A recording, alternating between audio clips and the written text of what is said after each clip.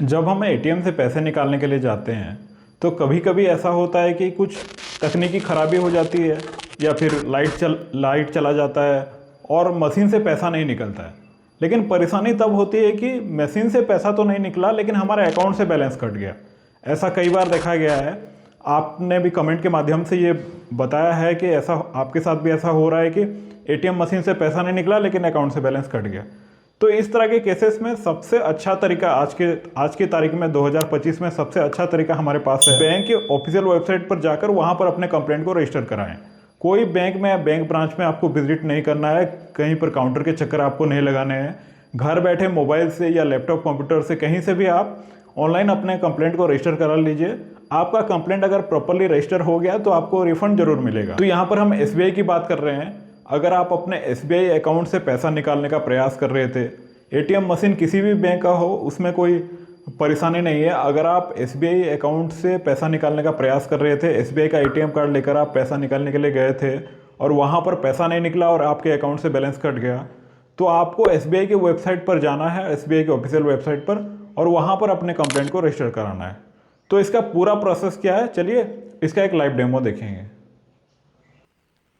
SBI के official website sbi.co.in को मैंने यहाँ पर ओपन कर लिया है। उसके बाद इसमें देखिए यहाँ पर कस्टमर केयर का ऑप्शन बना हुआ है। अगर आप मोबाइल में ओपन करेंगे तो भी गूगल क्रोम में डेस्कटॉप मोड में आप इसको ओपन कीजिए तो इस तरह से आपको कस्टमर केयर का सेक्शन मिल जाएगा। तो चलिए इसको सेलेक्ट कर लेते हैं। उसके बाद यहाँ पर रजिस्टर योर कंप्लेंट का जो ऑप्शन है, इस ऑप्शन के साथ हमें जाना है। तो चलिए इसको मैं सेलेक्ट कर लेता हूँ।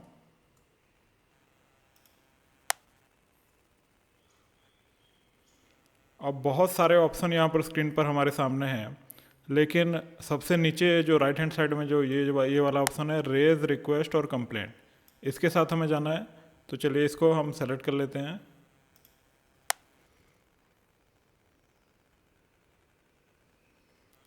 Customer request and complaint. अब यहाँ पर हमारे सामने अलग अलग ऑप्शन मिलेंगे। रेज रिक्वेस्ट और कंप्लेंट टाइप में दिया हुआ है, अलग अलग ऑप्शन दिए हुए हैं।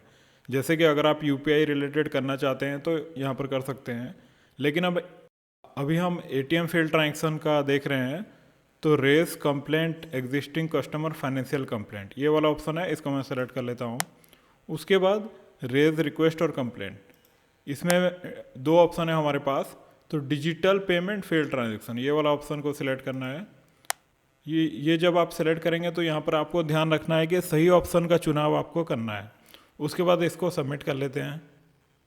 अकाउंट नंबर एंटर करना है। तो चलिए इसको मैं जल्दी से एंटर कर लेता हूँ। अकाउंट नंबर मैंने एंटर कर लिया। अब ये जो कैप्चा दिया हुआ है, इस कैप्चा को यहाँ पर फिल करना है। तो चलिए इसको मैं फिल कर लेता हूँ। अब सेंड ओटीपी के बटन को हम सेलेक्ट कर लेते हैं। उसके बाद रजिस्टर्ड मोबाइल नंबर पर, आपके रजिस्टर्ड मोबाइल नंबर पर ओटीपी चला जाएगा। तो कौन सा मोबाइल नंबर रजिस्टर्ड है वो भी देखिए यहाँ पर दिया हुआ है, इसी नंबर पर ओटीपी जाएगा। तो यहाँ पर हमारे पास ओटीपी आ चुका है। तो चलिए इसको मैं एंटर कर लेता हूँ। अब इसको वैलिडेट कर लेते हैं। यहाँ पर देखिए फॉर्म हमारे सामने ओपन हो चुका है। Customer request and complaint form है ये। तो यहाँ पर अलग अलग ऑप्शन दिए हुए हैं, इन सभी को हमें ध्यान से देखना होगा। तो सबसे पहले देखिए category of complaint, product and services, nature of complaint, ये इन तीनों को पहले हम ध्यान से समझ लेते हैं। ये राइट हैंड साइड में यहाँ पर सिलेक्ट के बटन दिए हुए हैं। तो यहाँ पर हमें कुछ लिखना नहीं होगा, बल्कि हमें यहाँ पर सेलेक्ट करना है। तो सही ऑप्शन का चुनाव करना बहुत ही ज़रूरी है।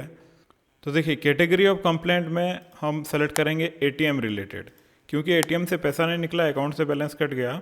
उसके बाद प्रोडक्ट एंड सर्विसेज में हम सेलेक्ट करेंगे फिर से एटीएम रिलेटेड, और नेचर ऑफ कंप्लेंट में हम सेलेक्ट करेंगे account debited but cash not dispensed. और भी कई सारे ऑप्शन यहाँ पर दिए हुए हैं, इनको आप देख सकते हैं।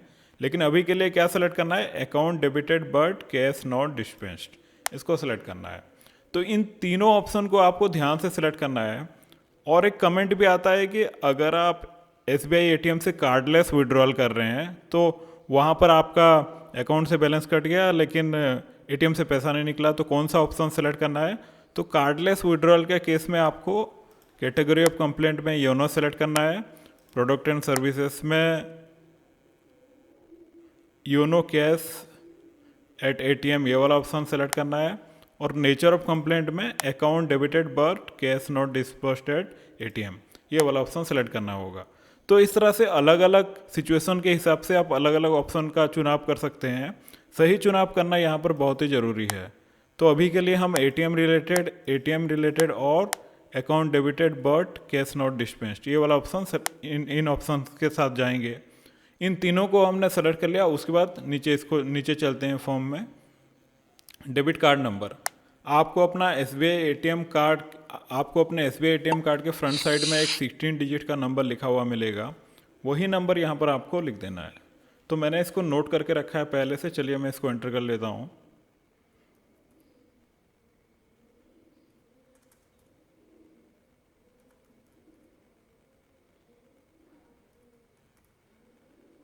डेबिट कार्ड नंबर मैंने एंटर कर लिया। उसके बाद नीचे चलते हैं।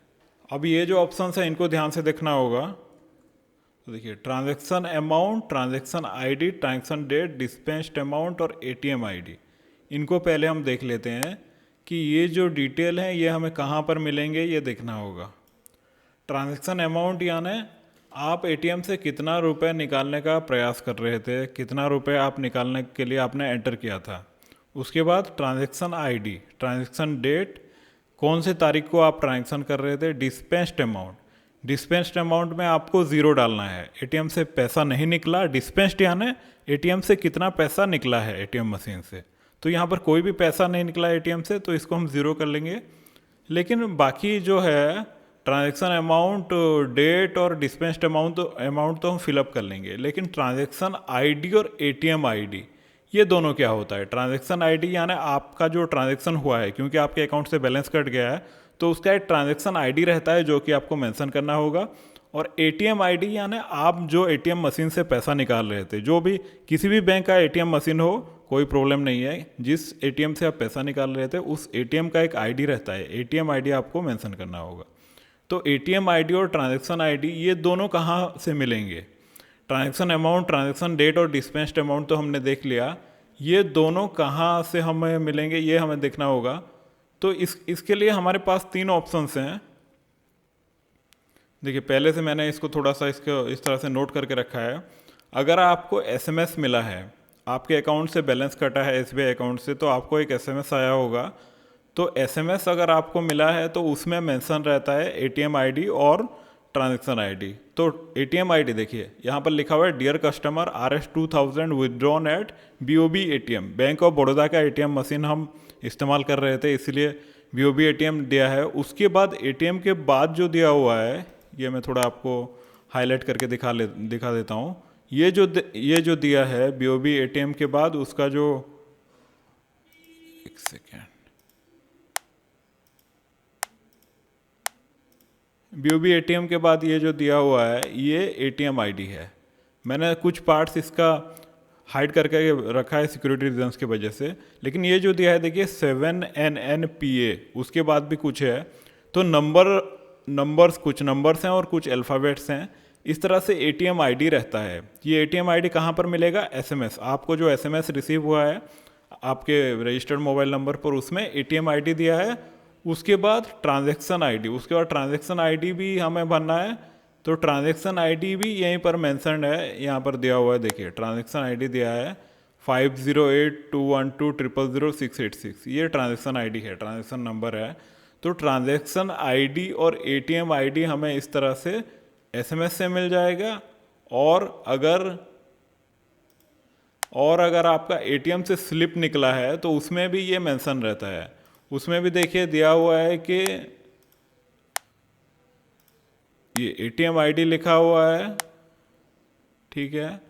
उसके बाद ये RRN नंबर जो है ये ट्रांजैक्शन आईडी भी दिया हुआ है।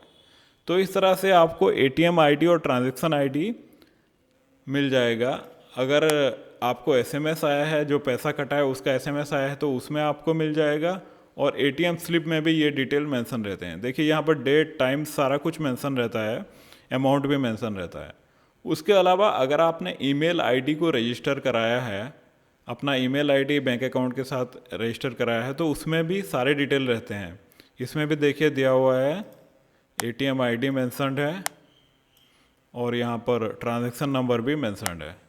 उसके अलावा डेट एंड टाइम, अमाउंट, ये सब तो मेंशन ही रहता है। अगर आपके पास फिर भी इन तीनों में से कोई ऑप्शन नहीं है, जैसे कि ईमेल आईडी भी नहीं है, लिंक नहीं है आपके अकाउंट के साथ, आपको स्लिप भी नहीं मिला है एटीएम से और एसएमएस भी आपके पास नहीं है, तो आप अपना पासबुक लेकर बैंक ब्रांच में जाएं और वहाँ से आप एटीएम आईडी और जो ट्रांजैक्शन आईडी है वो पता कर सकते हैं। तो ये तो हमने देख लिया। चलिए इसको मैं जल्दी से यहाँ पर फिलअप भी कर लेता हूँ। तो ट्रांजैक्शन अमाउंट क्या है? Transaction amount 2000। ट्रांजैक्शन आईडी थोड़ा लंबा है तो मैं यहाँ पर इसको लिख कर रखा था, इसको मैं कॉपी कर लेता हूँ।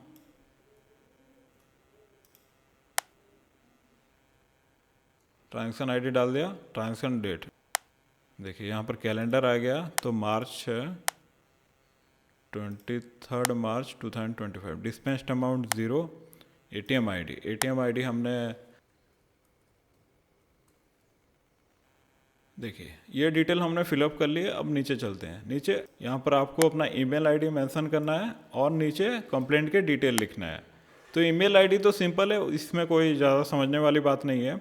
डिटेल में क्या लिखना है वो हम आगे देखेंगे। पहले मैं ईमेल आईडी को फिलअप कर लेता हूँ।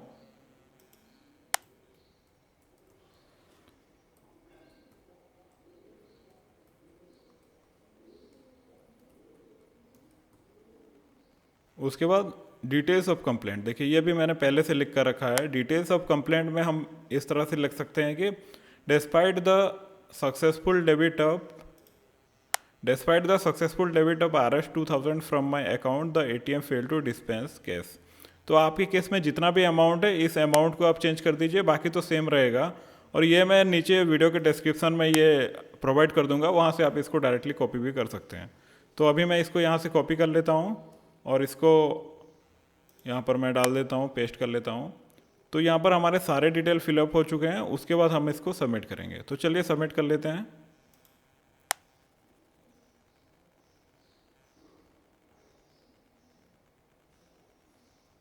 देखिए यहाँ पर सबमिट हो चुका है। उसके बाद you will have a response from them shortly.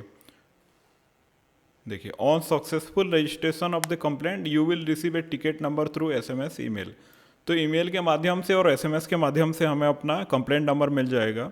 तो आपका कंप्लेंट रजिस्टर हुआ या आपको इसमें कोई परेशानी आ रही है, कमेंट सेक्शन में जरूर लिखें और इस वीडियो को एक लाइक कर दीजिए। चैनल के साथ जुड़े रहने के लिए चैनल को भी सब्सक्राइब कर दीजिए। मिलते हैं नेक्स्ट वीडियो में। धन्यवाद। नमस्कार।